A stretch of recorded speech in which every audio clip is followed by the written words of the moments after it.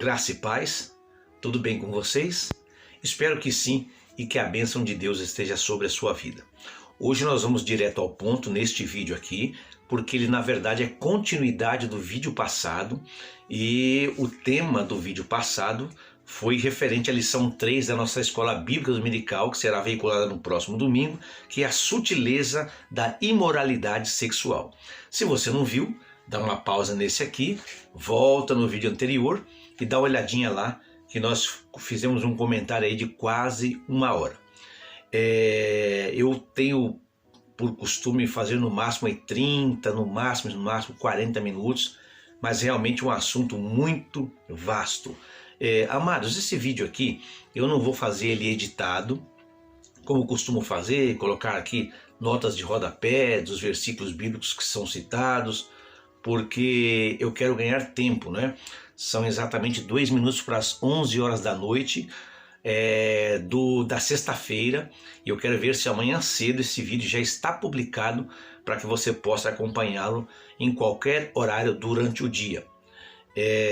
Logo agora vai cair uma faísca no meu olho, hein? Oh, meu Deus do céu, que coisa! Vamos lá, gente. Nós vamos então comentar o tópico 3 da lição que ficou faltando.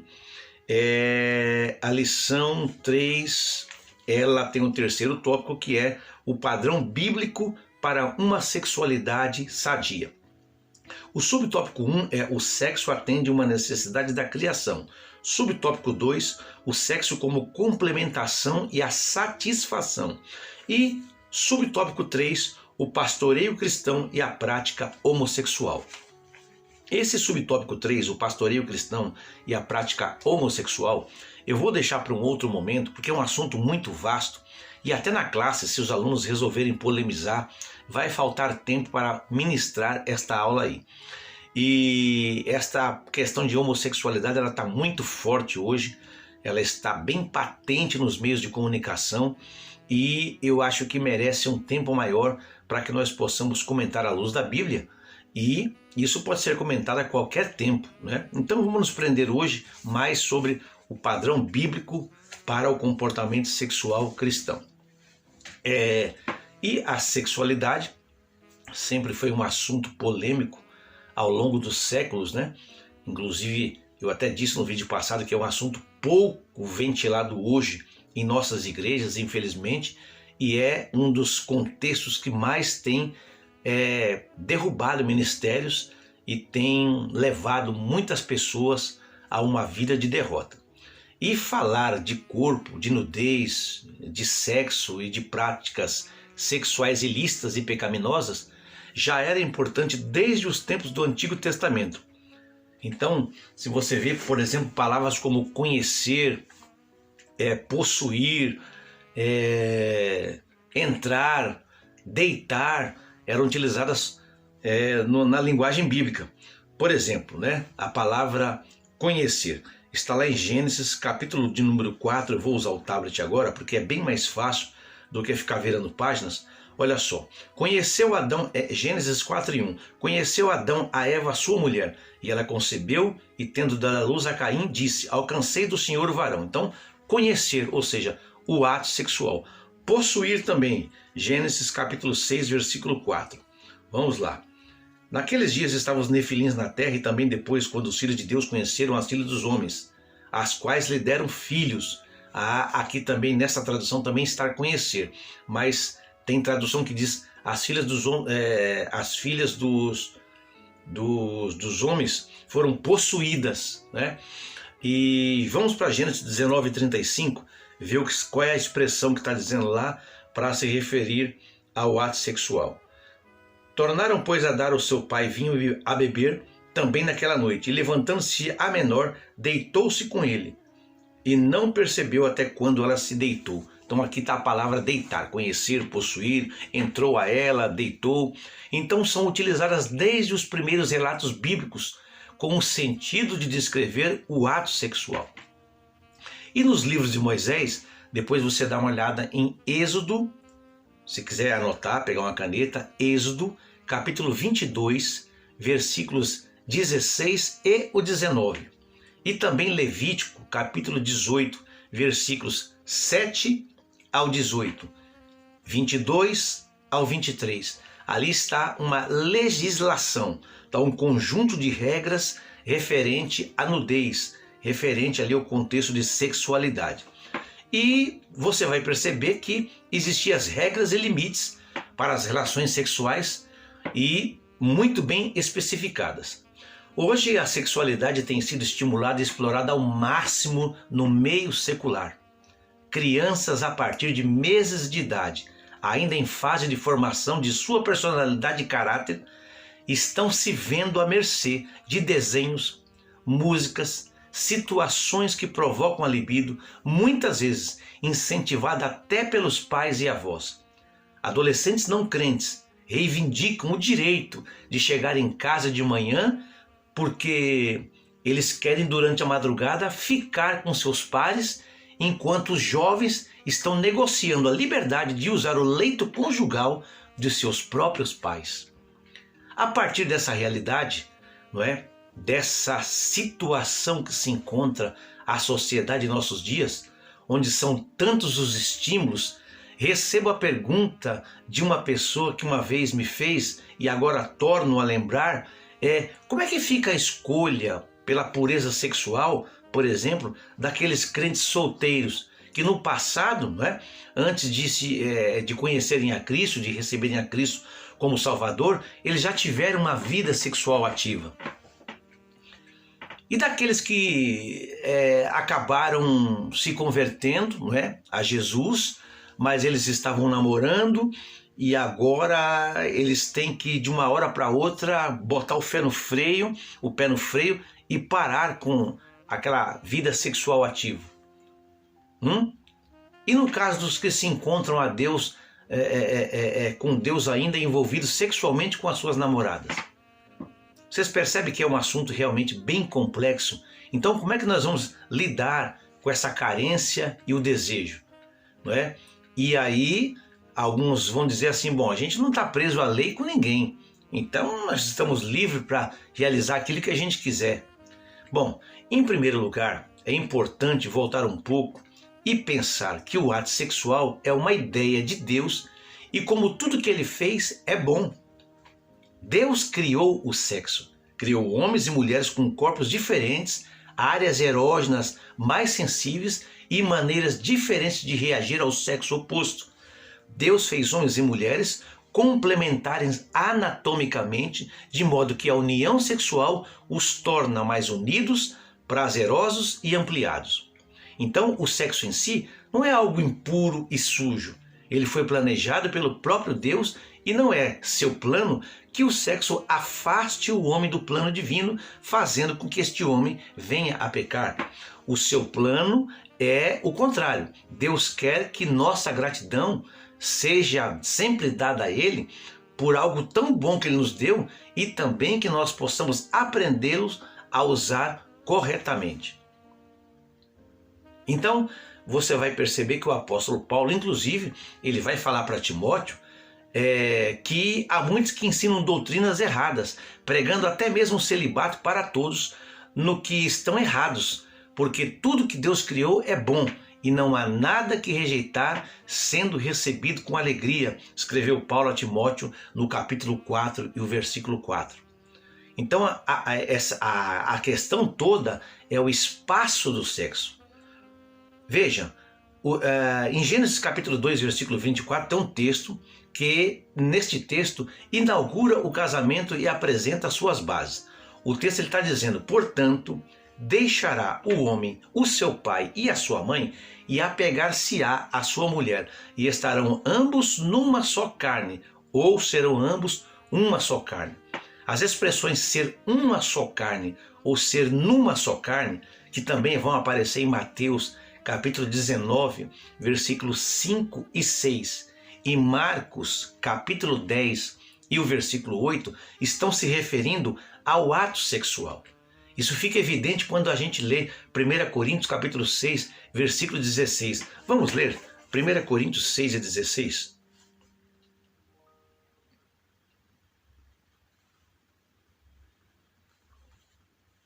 Diz assim um texto: ou não sabeis que o que se une à meretriz faz-se um corpo com ela, porque, como foi dito, os dois serão uma só carne. Então, quando alguém se une com uma meretriz, faz com que o homem se torne uma só carne com ela, sendo dois numa só carne. Assim é correto afirmar que o ato sexual foi criado para ser desfrutado por um homem e uma mulher, ou seja, uma relação heterossexual de forma a inaugurar o casamento.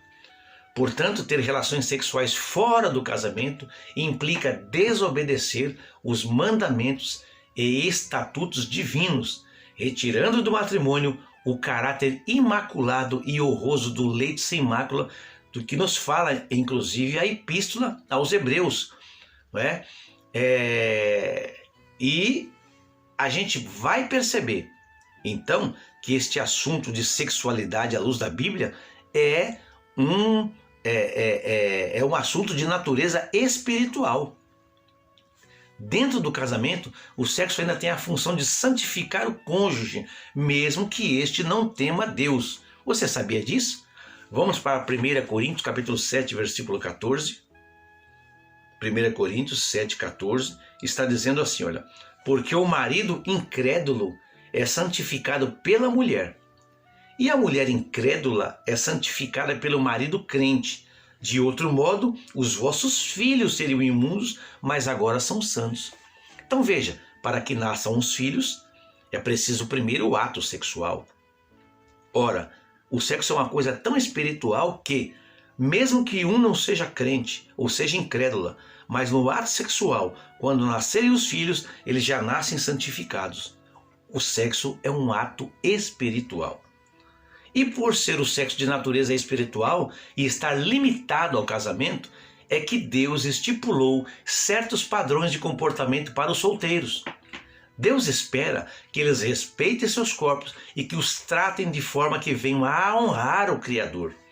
Assim, o corpo do cristão solteiro, né, ele deve ser mantido, certo? Puro, deve ser mantido santo, isso é importante dizer, não é? Deus espera que eles respeitem os seus corpos, que os tratem de forma que venham a honrar o Criador e, eu estou repetindo, tá? E o corpo do cristão solteiro, ele deve ser mantido física e moralmente limpo, pois o nosso corpo pertence ao Senhor. Lembra que eu li agora há pouco 1 Coríntios 6 e 14, não é? Aquela pergunta contundente: não sabeis vós que os vossos corpos são membros de Cristo? Tomareis, pois, os membros de Cristo e faloeis membro de uma meretriz? Não é? Não por certo. Ou não sabeis, continua lá a pergunta, né? Paulo perguntando para a igreja de Corinto, que o que seja ajunta com a meretriz, faça um corpo com ela, porque serão dois numa só carne. Ou não sabeis que o vosso corpo é o templo do Espírito Santo que habita em vós, proveniente de Deus, e que você não é de você mesmo. Eu não sou de mim mesmo, certo? Então está lá o versículo 15 também, o 19, versículo 20, né? E aí Paulo no final vai dizer: glorificai a Deus no vosso corpo e no vosso espírito, os quais pertencem a Deus. Então o ato sexual também não deixa de ser espiritual. Quando Paulo, no início do capítulo 7 de 1 Coríntios, diz que não é bom que o homem toque em mulher, ele está enfocando um aspecto importante. É mais fácil uma pessoa virgem, que nunca teve relações sexuais, permanecer sem sexo. E que quando uma pessoa já fez sexo com outros, ela sabe o quanto o sexo pode ser prazeroso, e se ela tiver um relacionamento, aos primeiros toques e beijos, né, desse novo relacionamento, o seu corpo vai se excitar rapidamente, pois aquele toque, né, vai ativar as memórias de prazer que aquela pessoa já teve antes com outra pessoa, não é? E a despeito das memórias, o importante é fazer uma escolha consciente de negar-se ao prazer do sexo. Na verdade, a escolha nem é mais pela virgindade, mas pela pureza, pela consciência tranquila e limpa diante de Deus, por se saber digno das bênçãos e grato pelo amor divino. Muitos jovens que já começaram a vida sexual dizem que eles não conseguem parar de pensar em sexo, que eles estão sonhando com tudo que eles fizeram, né, lá antigamente, e os corpos deles estão pedindo o orgasmo, não conseguem se dominar. Porém, é importante saber que Deus não nos fez para sermos escravos de nossas memórias e desejos. Afinal, Deus nos deu inteligência para entendermos, e fazermos da Bíblia. Eu estou com a minha digitalizada aqui, já ia procurar a Bíblia impressa, né, do lado aqui, mas eu estou com a digitalizada. Mas Ele nos deu a Bíblia como guia, nos deu uma consciência através da qual fala conosco e nos deu a vontade ou o poder de escolher o que fazer, certo? Isso é importante saber. Olha, veja o que Paulo disse aos Filipenses capítulo 4 e o versículo 8. Está dizendo lá: a paz de Deus, que excede todo entendimento, guardará os vossos corações e as vossas mentes em Cristo Jesus. Quanto ao mais, isso aqui eu tenho de cabeça porque é muito citado por mim em alguns bate-papos. Aí o versículo continua dizendo: quanto ao mais, tudo que é verdadeiro, tudo que é respeitável, tudo que é justo, tudo que é puro, tudo que é amável, tudo que é de boa fama, se há alguma virtude e se algum louvor há, nisso pensai. Só que, infelizmente, há muitos que pensam ou usam o sexo por motivos errados. Há pessoas que, ao conhecerem alguém, pensam que a prática sexual pode aproximá-los. Contudo, o ato sexual é um ato corporal e só é santo e eficaz para elevar o amor entre o casal quando já existe amor. Isso é importante dizer. Não é para surgir, não é para começar o amor que se começa primeiro com o ato sexual, mas ele é importante quando já existe o amor entre o casal, de modo que só nesse caso, fazer sexo torna-se fazer amor. Então, o amor ele precisa vir antes. E como Deus é o próprio amor, e como ele não está presente e não aprova o sexo fora do casamento, o afeto, ao invés de aumentar, o que vai acontecer? Ele vai acabar sendo morto ou vai ser substituído por um simples desejo. Muitos ainda pensam que o sexo funciona como um termômetro para uma relação futura, como se fosse a base de um relacionamento feliz. O prazer do sexo, por melhor que seja, acaba se descolorindo se o casal não aprende a trocar não só as sensações do corpo, mas principalmente seus sonhos e planos. E aqui, gente, vai um conselho para jovens cristãos, namorados e noivos. Antes de casar, converse sobre pagamento das contas. Entre no assunto sobre dívidas, sobre a casa dos sonhos, sobre trabalho. Vocês vão conversar sobre vida espiritual, aproveita o namoro para isso, educação dos filhos, traumas que vocês já tiveram durante a vida. Falem sobre as suas expectativas financeiras, falem sobre as expectativas pessoais, procure saber o histórico de saúde familiar. Por exemplo, a família tem tendência a diabetes, a câncer, a problemas cardíacos. Aí você vai falar: mas isso aí não tem nada a ver. O que tem isso a ver? Tudo. A partir disso vocês vão cuidar melhor da saúde, evitar certos hábitos, fazer determinados exames periódicos anuais, quando a família tem tendência para ter alguma predisposição para alguma doença. Veja quais são as opiniões políticas, ideológicas do seu futuro cônjuge, porque beijo e abraço não é nada.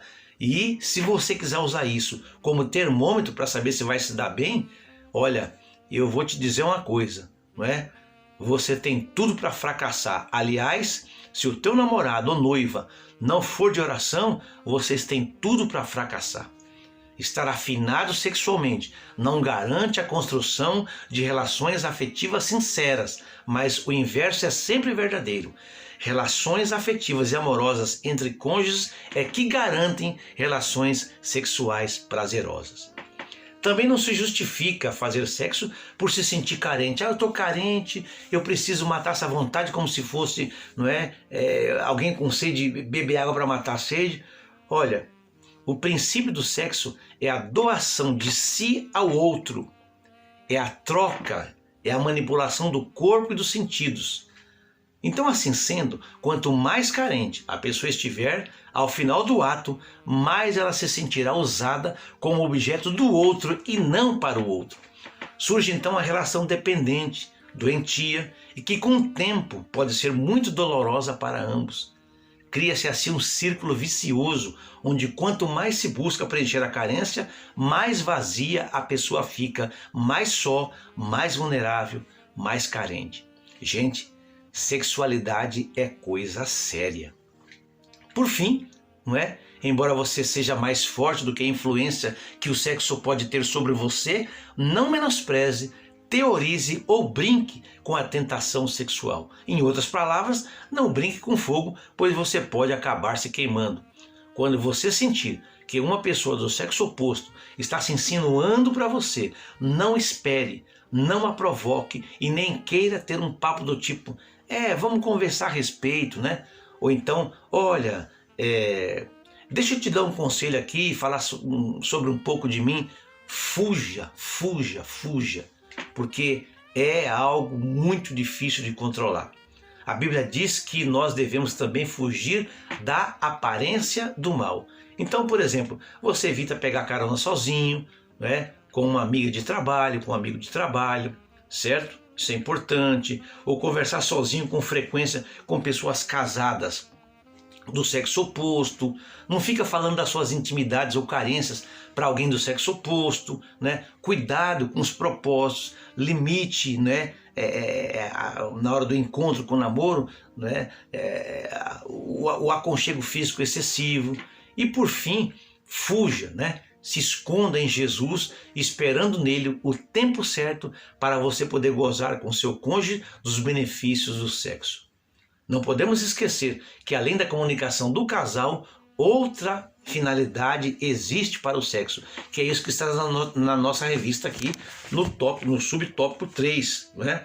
É a procriação. Está lá em Gênesis 1:28, crescei, multiplicar, enchei a terra. E através desse ato heterossexual é que a humanidade ela vai se perpetuando, certo?